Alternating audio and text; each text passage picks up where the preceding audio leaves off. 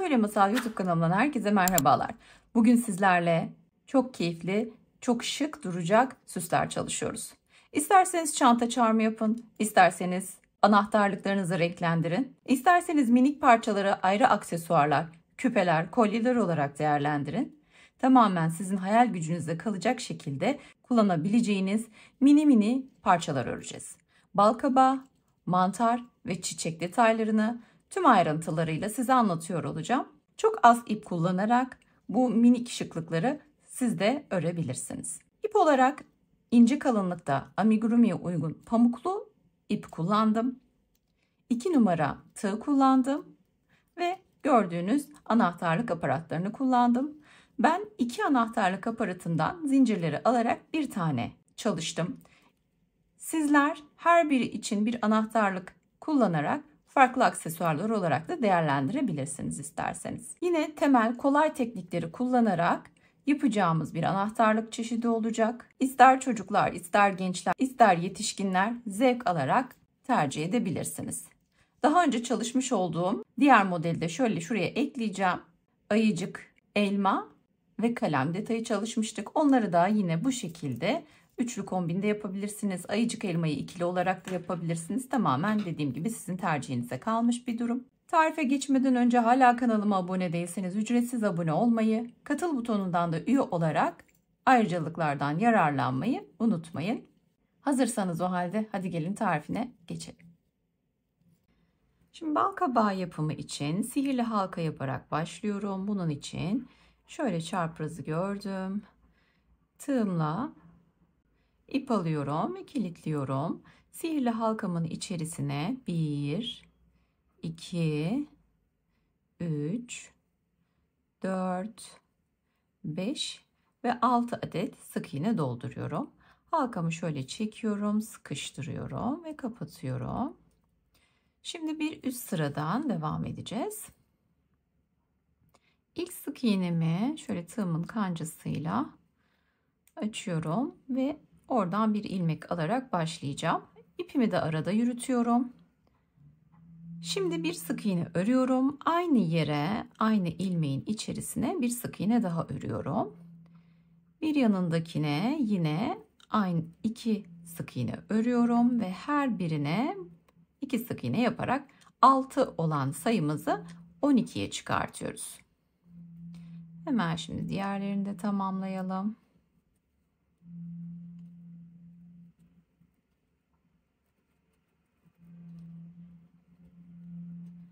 Evet, şöyle sayalım, kontrol edelim. 2, 4, 6, 8, 10, 12. Şimdi bir üst sırada tekrar arttırıyoruz. İlk sık iğneme yeni başlıyorsanız eğer mutlaka ilmek belirleyici kullanın. Bir sık iğne örüyorum. Bir yanındakine 2 tane sık iğne örüyorum. Şimdi bu bir grup oldu. Tekrar bir sonrakine bir sık iğne, hemen yanındakine 2 tane sık iğne yapıyorum. Bu da ikinci grubumuz oldu. 6 sık iğne ile başladığımız için işlemi 6 defa tekrar ediyoruz. Bir örüyorum. Bir sonrakinde bir tane arttırmış oluyorum. Bu ipimi de artık yeterli kesebiliriz. Hatta içine de saklayabiliriz. Bir örüyorum. Bir sonrakinde bir tane arttırıyorum. Sıra sonuna kadar 6 defa yaptığımız işlemle ilmek sayımızı 18'e çıkarmış olacağız.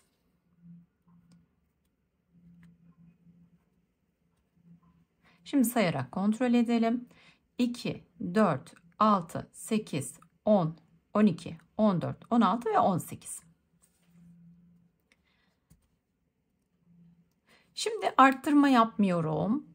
3 sıra boyunca o elimizdeki 18 ilmeği öreceğiz. Bakın her birine bir tane sık iğne yapıyorum. 18'e tamamlayacağım.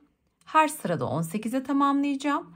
4. 5. ve 6. sıraları bu şekilde örüyoruz. Tamamlayalım, devam edelim.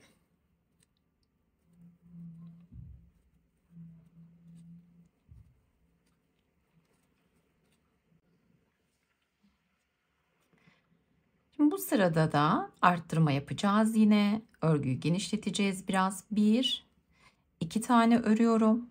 ilmek belirleyicimizi mutlaka takalım. Bir tane arttırıyorum. 1, 2 tane örüyorum. Bir sonraki ilmeğe 2 tane batarak arttırmış oluyorum. 1, 2, bir sonrakinde aynı yere 2 tane batıyorum, arttırıyorum.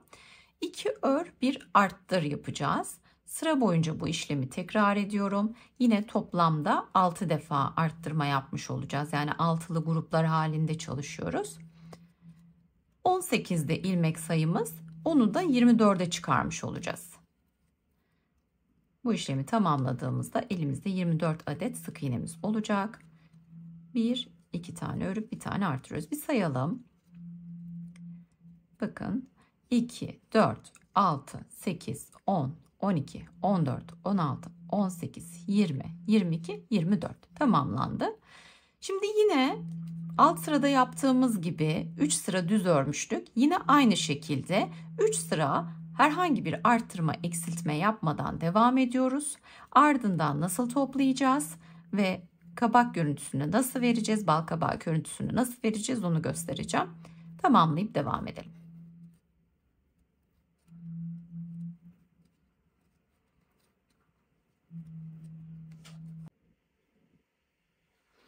Başladığım noktaya geldim. Elinizde şöyle katladığınızda bu şekilde bir parça olacak. Bunu nasıl bal kabağına çevireceğiz? Biraz sonra göstermiş olacağım size. Şimdi en son biz 2 ördük, 1 arttırdık. Oradan başlıyorum. 1, 2 örüyorum. Şöyle ön ilmeklerden alarak bir tane azaltıyorum. 1 örüyorum. İkinciyi örüyorum. Şöyle ön ilmekten alıyorum 2 tane ilmekten, ikisini bir örüp azaltıyorum. 6 defa arttırmıştık. Şimdi 6 defa azaltacağız. 24 olan sayımız tekrar 18'e düşmüş olacak. 1, 2 ördüm. 1 azalttım. 1, 2 ördüm. 1 azalttım. Bakalım. 2, 4, 6, 8, 10, 12, 14, 16. Tekrar sayalım. 2, 4, 6, 8, 10, 12, 14, 16, 18, 19. Bir tane daha azaltmamız lazım. 1, 2 ördüm. Son azaltmamı yaptım. Diğer azaltmam da şurada zaten. Şimdi başlangıç noktasına geldim. Bakın böyle hafif bunu toparlamış olduk. Evet, şimdi içerisine elyaf doldurarak devam edelim. Bir sonraki sırada da çünkü azaltacağız.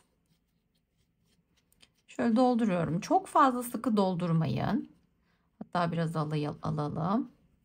Neden doldurmuyoruz? Çünkü bal kabağı formu verirken çok sıkı olmaması lazım. Sıkı olursa biz zorlanırız. Belki istediğimiz formu alamayız. Şöyle hafif, bakın gördünüz mü? Böyle hafif olacak. Hafif bir dolgu olacak. Şimdi devam edelim. Bir tane örüyorum. Biz bir üst sıraya geçmiş olduk. Bir tane örüyorum. Hemen bir tane azaltıyorum. Bir tane örüyorum. Öremiyorum. İpim takıldı. Evet. Şurada bol oldu. Şöyle tutacağım. Bir tane azaltıyorum. Şimdi doldurduk. Küçültürken elyaflar biraz sıkışabilir ip arasına. Onu elimle kontrol ediyorum. Bir tane örüyorum. Bir tane azaltıyorum. Sayımız 18'de 12'ye düşüreceğiz şimdi.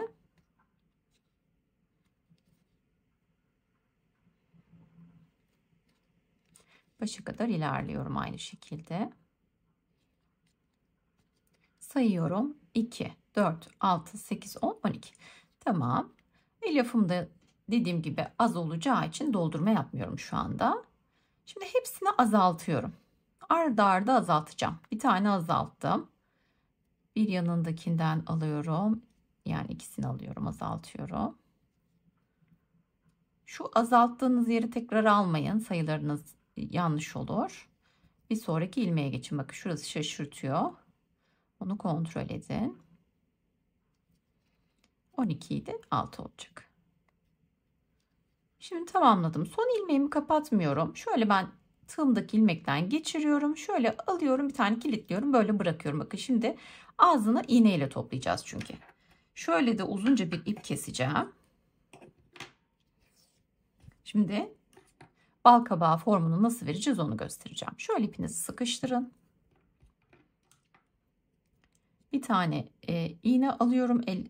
Etamine iğnesi. Rahat dikebileceğiniz bir iğne olur. Bu iğneliğimin tarifi de daha önce kanalımda yayınlamıştım. Onu da bırakayım. Örmek isteyen arkadaşlarımız olursa plastik kapaktan geri dönüşüm nasıl yapılıyor detaylı gösteriyorum. Şimdi ipimi iğneme geçiriyorum. Evet. Şimdi ilmeklerimin şöyle bana bakan tarafları, dışarıya bakan taraflarından şöyle alıyorum, geçiriyorum. Bakın. Dıştan içe doğru toparlayacağım ve kapatacağım. Pürüzsüz kapama tekniğidir. Bunu örgülerinizde kullanabilirsiniz. Atlamayın ilmekleri, her birinden geçtiğinden emin olun. Sonra şöyle sıkıştırıyorum. Bakınız kapattık. Şimdi elyaf dolu olmadığı için tabii yukarıda duruyor. Şimdi ne yapıyorum? Burada tam ilmeğin ortasından halka oluşuyor bir tane. Onun ortasından şu başladığımız halkadan, bakın sihirli halkanın ortasından çıkartacağım. Alıyorum ve arkaya doğru çekiyorum. Şöyle çekiyorum. Çekebildiğiniz kadar çekin. Bakın gördünüz mü? Formunu böyle bir saksıya çevirdik adeta. Bunu saksı olarak da kullanabilirsiniz belki örgülerinizde. Saksı detayı çalışırken. Bakın. Şimdi ne yapacağım? Baş parmağımla şöyle tutuyorum. Burayı da buradan tutuyorum. Sıkıştıracağız. Amacımız sıkıştırmak. Tekrar ortadan geliyorum. Yine sihirli halkanın göbeğinden çıkartıyorum. Şöyle herhangi bir yerden bir başlangıç yapalım. Bakın bu şekilde sıkıştırdım, örgüyü böldüm. Tam karşısından yapacağım şimdi. İpi sıkı tutun. Şöyle ortasından tam geçiremiyorsanız da sorun değil. Oraya yaprak yapacağız çünkü, ama alt tarafta ortasından çıktığınızdan emin olun, olur mu? Şimdi çekiyorum ve sıkıştırıyorum. Bakın karşılıklı yaptık bu işlemi. Şöyle şekillendire şekillendire. Şimdi tam ortadan tekrar şu iki tanesinin ortasından geliyorum. Yine aynı işlemi yapacağım. Ortadan girebiliyorsanız çok daha iyi, ama giremiyorsanız dediğim gibi yanından da olur. Ama bakın arkadan çıkarken böyle yandan çıkmasın. Onu kontrol ederim. Tam ortadan çıkartalım. Ve şöyle sıkıştırmadan önce bir bakın doğru yerde misiniz? Sonra sıkıştırın. Bunu çok pamuklu iplerle yaparsanız kopma yapabilir.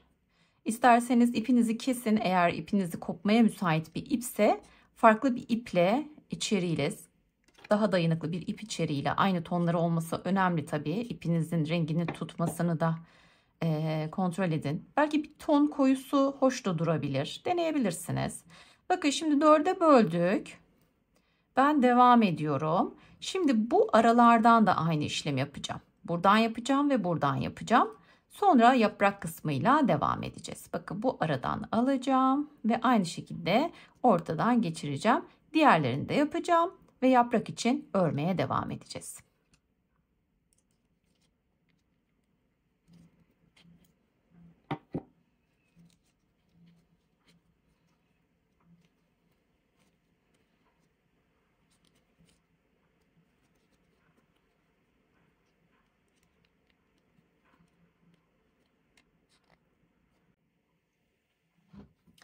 Şimdi yaprak için yeşil renkli ipimle yine sihirli halka yaparak başlıyorum. İpimi kilitledim. 1, 2, 3, 4, 5 ve 6. İsterseniz daha ince bir formda iple de yapabilirsiniz yaprak kısmını. Ama ben aynı iple, ip içeriğiyle yapmayı tercih ediyorum. Yine ilk sık iğnemin içerisinden şöyle tığımın kancasını geçiriyorum. Spiral bir şekilde dönerek öreceğim. Hemen bir tane sık iğne yapıyorum. İpimi arada yürütüyorum her zamanki gibi. İkincisine geçiyorum, bir sık iğne yapıyorum. 6 tane şimdi doldurduk sihirli halkanın içerisine. 6 tane devam edeceğim. Arttırma yapmıyoruz arkadaşlar burada. Şöyle parçayı dışa doğru çevirerek örün, yoksa içeriye kıvrılacaktır. Şöyle alıyorum. Hepsine birer tane örerek devam ediyorum. Arada da çeviriyorum. Şu ipin ucunu da çekerek yaparsanız formunu da vermiş olursunuz. O yüzden biraz uzun bırakmanız sizin avantajınıza. Şimdi birinci sırayı tamamladım. Bir sıra daha öreceğim. Şöyle bakayım, diğer tarafı almış olmayalım. Her ilmeğin iki tarafını alın. Karşılıklı örmeyin. Dikkat edin. Bakın dolaşıyor. Evet. 1 2 bir yandaki, şöyle ipimi alayım.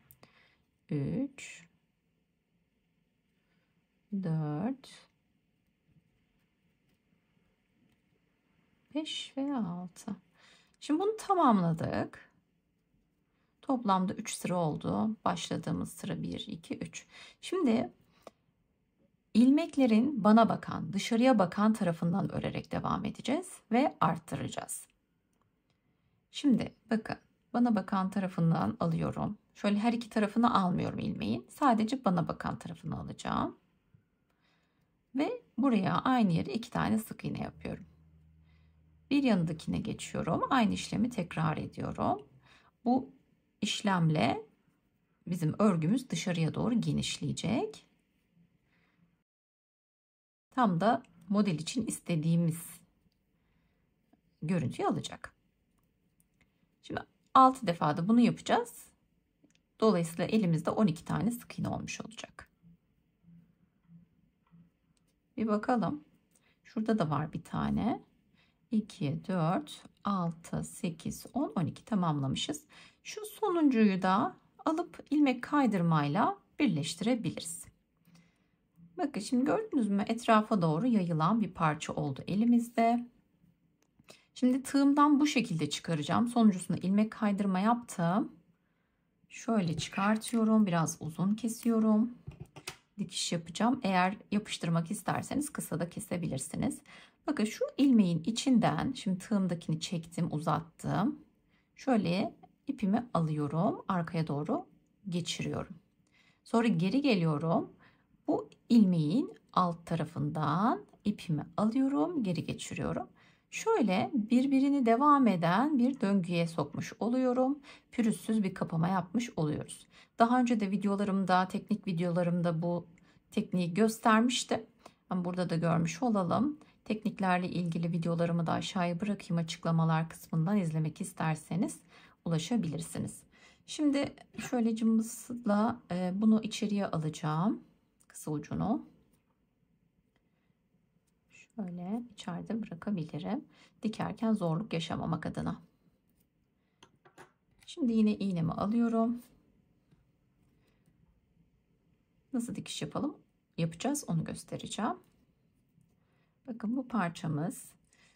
Balkabağını da 8 parçaya böldük. Bu şekilde bir görüntü elde etmiş olacaksınız. Sizde aşağıdan yukarıya doğru hafif genişleyen bir görüntüsü var. Ve parçalı çiçek gibi bir görüntüsü var. Şimdi şu sihirli halkayla ilk başladığımız yer altta kalacak. Geniş kısım üstte kalacak. Şöyle kapatıyorum ama önce bu ipimi şuradan yukarıya çıkarıyorum. Tam dibine, genişlettiğimiz yere. Şöyle koyuyorum. Ve bir yandaki boşluktan şöyle kabağı şimdi birleştireceğiz. Herhangi bir boşluktan 2 ilmek arasından çıkartacağım. Gene aynı yerden geleceğim. Dikkat edin, ilmek arasında olmasın, yeşil ipiniz görünmesin. Şuradan herhangi bir yerden geri geliyorum. Bakın şimdi yeşil ipim kaybolacak, gördünüz mü? Şimdi yine birleşme yerinden yukarıya ve yan taraftan aşağıya şöyle alabilirsiniz. Her ilmeğe batmak zorunda değilsiniz. Sıkıcı tutunsun yeterli. Yeterli olacak zaten gösterdiğim şekilde dikerseniz. Buradan karşıya geliyorum. 4 defada dikmek yeterli oluyor. Şöyle geliyorum ve bir yandan çıkartıyorum. Şu uzak bir yerden 2 ilmek arasından çıkartıyorum. Bakın şöyle bal kabağımız formunu aldı, şeklini aldı. Geri geleceğim ve burada ipimi sabitleyeceğim. Şöyle bakıyorum. Örgünün ilmeklerin bir telinden tutunduracağım şimdi. Şuradan yapabilirim. Şöyle geçiriyorum, bir halka oluşuyor. İçinden geçirip sıkıştırıyorum ve yine uzak bir yerden çıkartıyorum. Bakın tamamladık. Ve ipimizi kesiyoruz. Şöyle içeriye de çektik. Bu şekilde minicik, sevimli bir balkabağı yapmış olduk. Hadi gelin diğer tarifimizle devam edelim. Şimdi mini minicik bir çiçek yapacağız. Yine sihirli halkayla başlıyorum. Şöyle kilitledikten sonra içerisine 1, 2, 3, 4, 5, 6 tane sık iğne dolduruyorum. Çekiyorum, kapatıyorum. Şimdi ilk sık iğnemden alıyorum. Şöyle tığımın kancasının yardımıyla geçiriyorum. Bu ipimi araya alıyorum. Şöyle alıyorum ve tığımdaki ilmekten geçiriyorum. Bakın burada zincir çekmiyorum, sık iğne yapmıyorum, kapatmıyorum. Bu şekilde bırakıyorum. Şöyle hafif uzun keseceğim. Çok az. Bunu olduğu gibi çekiyorum. Şimdi bir sonraki sık iğnenin içinden arkadan öne doğru geliyorum tığımla. İpi alıyorum, arkaya geçiriyorum. Şu ip ilk başlangıç ipi. Geçirdim. Son bu ilmeğin içerisinden arkadan geri geliyorum ve bu ipi alıp arkaya çekiyorum. Bakın şu şekilde keyifli bir yuvarlak elde ettik. Bunu da arkada bağlayalım. Sarı ipimizle işimiz bitecek. Şöyle aşağıya çekerek düğümünüzü sıkıştırırsanız daha iyi olur. Evet. Bir tane daha. Bunun uçlarına dilerseniz yapıştırıcıyla yapıştırabilirsiniz. Şöyle arkaya sabitleyebilirsiniz.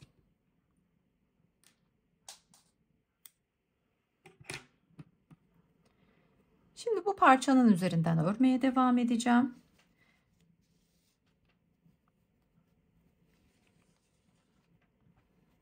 Beyaz renkli ipimi alıyorum. Şöyle bir tane sık iğneden tığımla geçiriyorum. İpi içinden çekip şöyle düğümle sabitleyelim. Şöyle aynı yere bir tane kilitliyorum. Bunu sayıyorum. 1, 2, 3, 4, 5, 6. Dönüyorum. İkinci zincirden başlıyorum. Bir tane sık iğne yapıyorum. Başını alıyorum. Hemen yanındakine bir tane tekli trabzan yapıyorum. Başını alıyorum. Yanındakine ikili trabzan yapıyorum. Başını alıyorum. Yanındakine tekli trabzan yapıyorum. Ve bir tane sık iğne yapıyorum.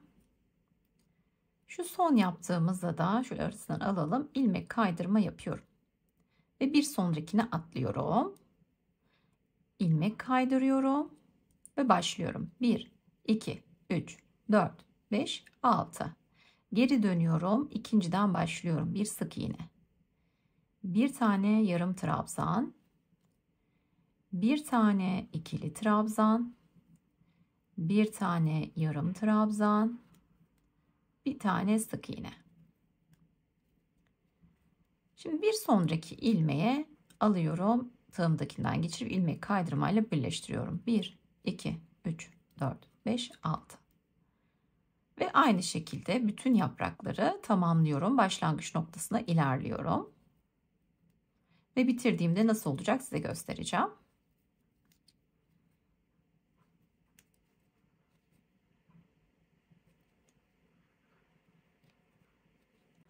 Tamamladım, geldim. Şuradan sayıyorum. 2, 4, 6, 7 tane yaprağımız olmuş oldu. Şimdi son şurada ilmek kaydırmayla birleştirmiştim. Şöyle bir tane sıkıştırıyorum. İpimi kısa kesiyorum. Ve şöyle çekiyorum. İğne yardımıyla toparlayacağım.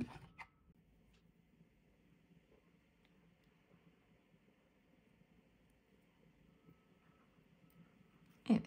Şimdi örgümün arkasını çeviriyorum ve ördüğüm yönde başlangıç noktasındaki ipe doğru götürüyorum. Şöyle çekiyorum. Birazcık daha götürelim. Şöyle yapraklardakilerden geçirelim. Ve bu iplerin ucunu keselim.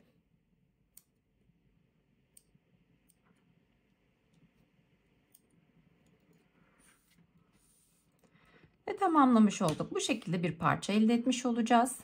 Ben şöyle kıvırarak kullanmayı tercih ettim. Zaten form alıyor. Pamuklu bir iple örüyorum. Bakınız, minicik, çok tatlı bir çiçek.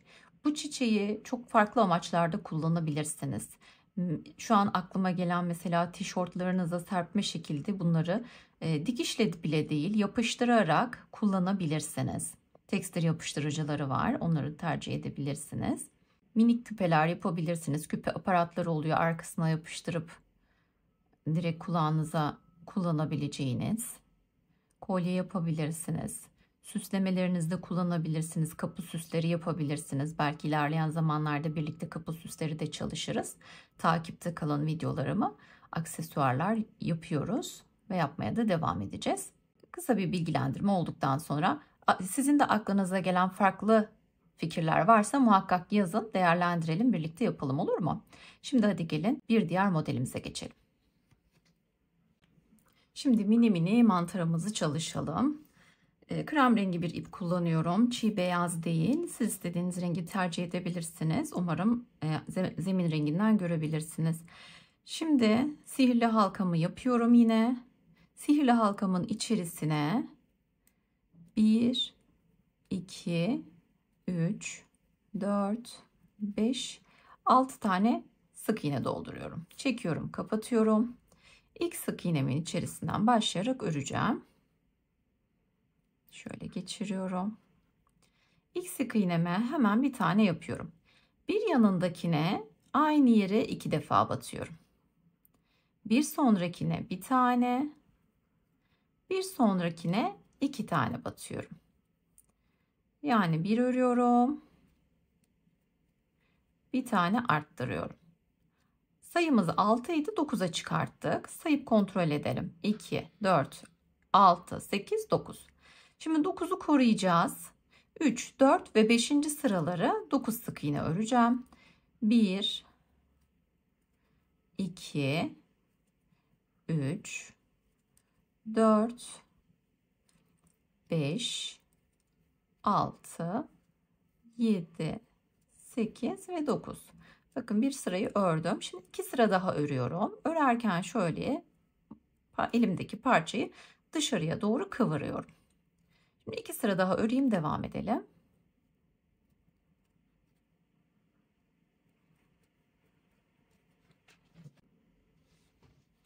Ördüm. Şimdi genişleterek devam edeceğiz. 9 sık iğnemiz vardı. Hemen ilkinden başlıyorum. Aynı yere 2 defa batıyorum. Bir sonrakine aynı şekilde. Sıra sonuna kadar her bir ilmeğe 2 tane sık iğne yapacağız. 9 olan sayımızı 18 sık iğneye çıkartacağız. Birazcık genişlemesini istiyorum. Şapka kısmında da genişleterek devam edeceğiz. Ayrı öreceğiz şapkayı. Şimdi sıra sonuna kadar arttıralım. İsterseniz bu parçanın içini doldurabilir, isterseniz de boş bırakabilirsiniz. Şimdi sayalım. 2, 4, 6, 8, 10, 12, 14, 16, 18, 20 olmuş. 2 tane fazla arttırmışım. Hemen onları geri alıyorum. Şimdi bir üst sırada da 1, 2 örüyorum. 1 arttırıyorum. 1, 2 örüyorum. 1 arttırıyorum. Sıra sonunda sayımı 24 sık iğneye çıkartıyorum. Tamamlayıp geliyorum. 24 sık iğneye şu anda ulaştık. Sayalım hemen. 2, 4, 6, 8, 10, 12, 14, 16, 18, 20, 22 ve 24. Şimdi ipimi kesiyorum. Kısa kesiyorum. Şöyle ipimi arkaya alacağım. Aynı teknikle saklayacağım. şuradaki herhangi bir ilmekten şöyle alıp kilitliyorum ve içeriye bırakıyorum. Dilerseniz doldurabilirsiniz. Dilerseniz doldurmadan da kullanabilirsiniz. Şöyle çok hafif bir elyaf dolduracağım ben şimdi. Şu şekilde. Ve sap kısmını tamamlamış olduk. Şapka kısmıyla devam edelim. Şapka kısmı için de kırmızı renkli ipimle yine sihirli halka ile başlayacağız. 1, 2, 3, 4, 5 ve 6. Çekiyorum, kapatıyorum. Hemen ilkinden başlıyorum. Her ilmeğe 2 tane sık iğne örüyorum. Sayımı 6 idi, 12'ye çıkartacağım.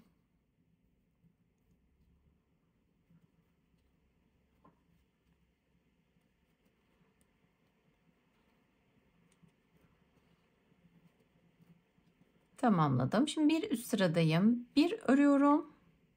Bir tane arttırıyorum. Bir örüyorum. Bir tane arttırıyorum. 12 olan sayımı 18'e çıkartıyorum.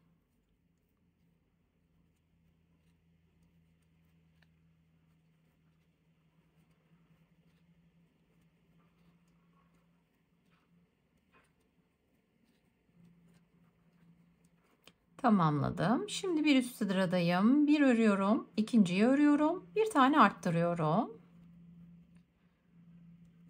1, 2 örüyorum. Bir tane arttırıyorum. 1, 2 örüyorum. Bir tane arttırıyorum. 18 olan sayımızı 24'e çıkartıyoruz.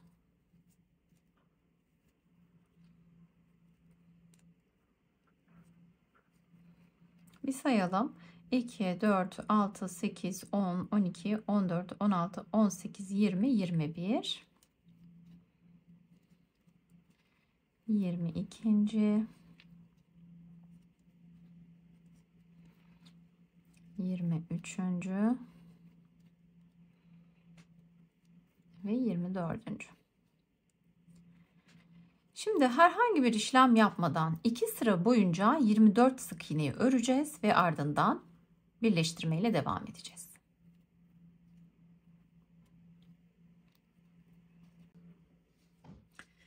Tamamladım. Şöyle ipimi kesiyorum. Dikiş yapmayacağım için kısa kesiyorum. Ve aynı şekilde şöyle birleştirmesini yapacağım. Ve ardından beneklerini çalışacağız. Şöyle tersini çeviriyorum. Şuradan bir yerden bir ilmek alarak bunu buraya düğümlüyorum.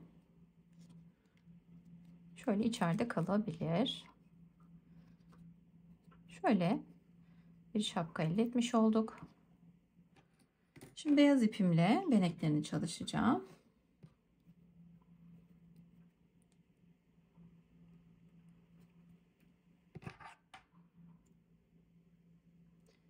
Şöyle bir ip kesiyorum ve rastgele çalışıyorum. Şimdi şu sihirli halka yaptığımız sıranın bir altından yapacağım bir tane. Şöyle yan tarafına geçeceğim. Bir tane daha yana geçelim hatta. Bir tane buraya çalışalım. Şöyle şu taraftan çalışalım bir tane de. Şuradan alt sıraya iniyorum bakın. 3 tane yaptık. Şimdi hatta şöyle yanına geçelim. İkisinin arasına çalışalım. Bir alt sıraya indim. Şöyle bunların ikisinin arasına geçelim. Bir alt sıraya iniyorum gene. Yine bunların arasına geçelim. Şuradan bir aşağıya inelim. Buraya çalışalım. Tamamen rastgele çalışıyorum. Bakın isterseniz bu kısmı yapıp sonra yan tarafına da geçebilirsiniz. İpi daha az kullanmış olursunuz. Benim şu an yapmış olduğum yöntemle fazla ip kullanmış olduk. Bakın. Geçişler. Şimdi şuraya da bir tane yapacağım. Buraya yapalım bir tane de. İpim bitene kadar devam ediyorum ben. Bir de buraya yapalım, yeterli. Bakın şöyle serpme yaptım. Şimdi şu iki ipin ucunu hafif bir düğümleyeceğim. Çekip çıkmasın diye.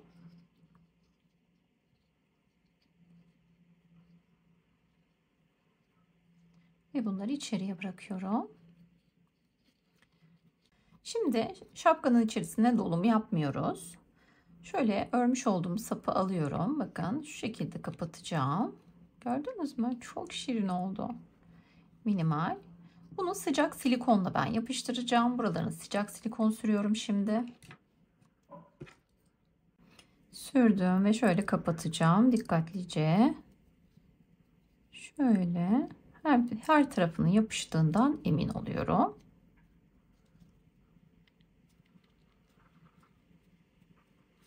Bakınız, minicik ve sevimli bir mantarımız oldu. Şimdi hepsinin anahtarlıklarını takıyorum ve son hallerini beraber görelim.